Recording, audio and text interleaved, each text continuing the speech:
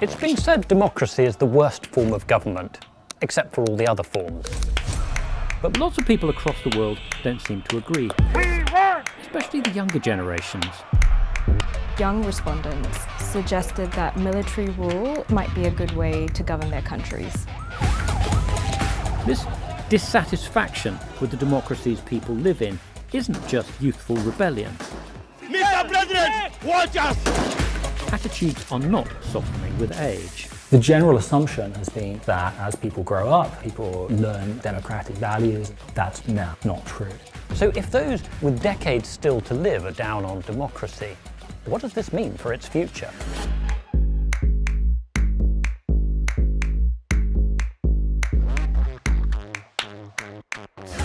I'm going to spend half an hour of my good time to go to the polls to vote for a bunch of crooked politicians?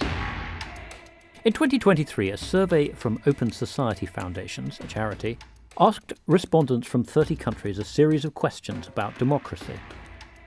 First, the good news. A big majority, 86%, said they wanted to live in a democratic state. But break things down by age, and a different picture emerges.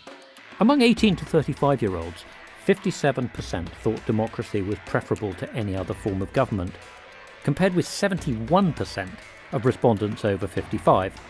And there's more. A sizable minority of 18 to 35-year-olds suggested that military rule or leaders who do without elections might be a good way to govern their countries.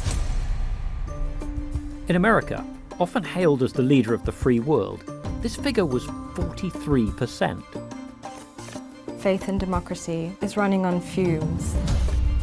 Millennials, the generation now aged between 28 and 43, have long loved The Simpsons. The cartoon picked up on cynicism about democracy years ago. I've said it before and I'll say it again, democracy simply doesn't work. The divide in attitudes to democracy between millennials and older generations can be especially pronounced in countries where democracy is relatively young. Not least here in Spain, where the current democracy is only 50 years old. Partidos políticos y mis condiciones laborales siempre han ido a peor. Take Iñaki, 36 years old and working in tourism.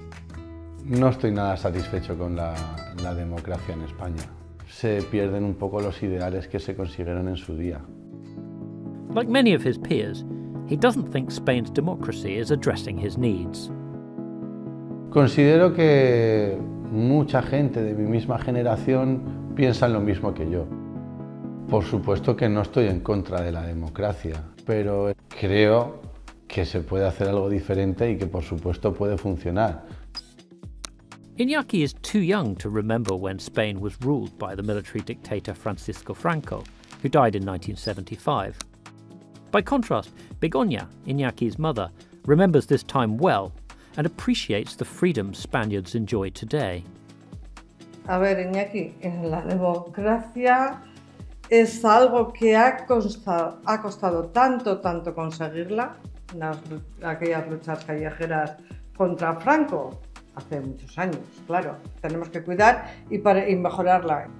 Me dijiste, vete a votar, pero si luego tenía otra cosa que hacer, pues pero tengo otras cosas que hacer. Otras cosas. Ese día es el más otras importante. Prioridades. Iñaki and Begoña reflect differing generational views on democracy.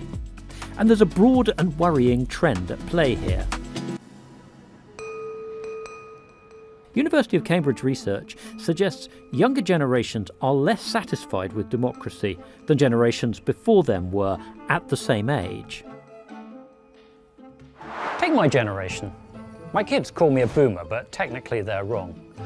I'm a member of Generation X, those born between 1965 and 1980. I remembered the grim threat that communist dictatorships once posed to the free world. I remember the euphoria when Eastern Europeans and black South Africans first won the vote. So maybe that's why I've always been grateful to live in a democracy. But millennials, the generation after mine, say they were less satisfied with democracy than my generation was in our 20s and 30s. This is the first generation where a majority of individuals have been dissatisfied with democracy at this stage in their life. This satisfaction gap is wider in some regions than others. And there are varying reasons for this, depending on the part of the world.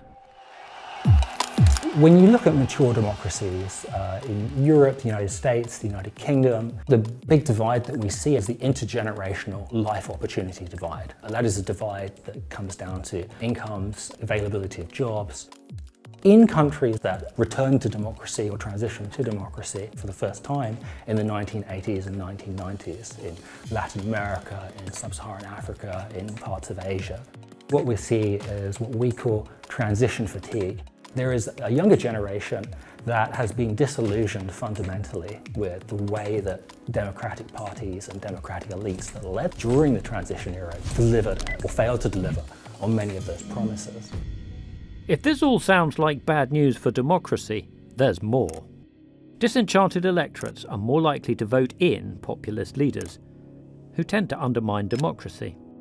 Yet, populist leaders are often better than moderate ones at getting young people excited about elections. It's very clear that in recent years we can see example after example where political outsiders on both the left and the right have been able to mobilize younger voters into politics who were previously disconnected and disillusioned with mainstream political parties. In the Cambridge research, young people even seemed more satisfied with democracy under populists than centrist governments. But, and there's a big but here, this rise in satisfaction doesn't tend to last, perhaps because populists tend to govern badly. One of the defining features of populism is short-termism. Populists, once they get elected, engage in policies that produce an immediate sugar rush in terms of tax cuts and spending or monetary stimulus that ultimately leads to consequences that 1 term or 2 terms or perhaps 3 terms down the line produce crises of various kinds. There is a pattern that we see where eventually support for populist leaders and indeed satisfaction with how democratic institutions are functioning under populism begin to decline, and in some cases decline really quite rapidly. My constituents, as your elected representative. So what does all this mean for the future of democracy? Well, democracy is far from dead. The biggest danger from all this is not that young people will willingly give up their right to vote. Very few people do that. But that they might be too apathetic to notice or resist much when a would-be autocrat gradually chips away at checks and balances.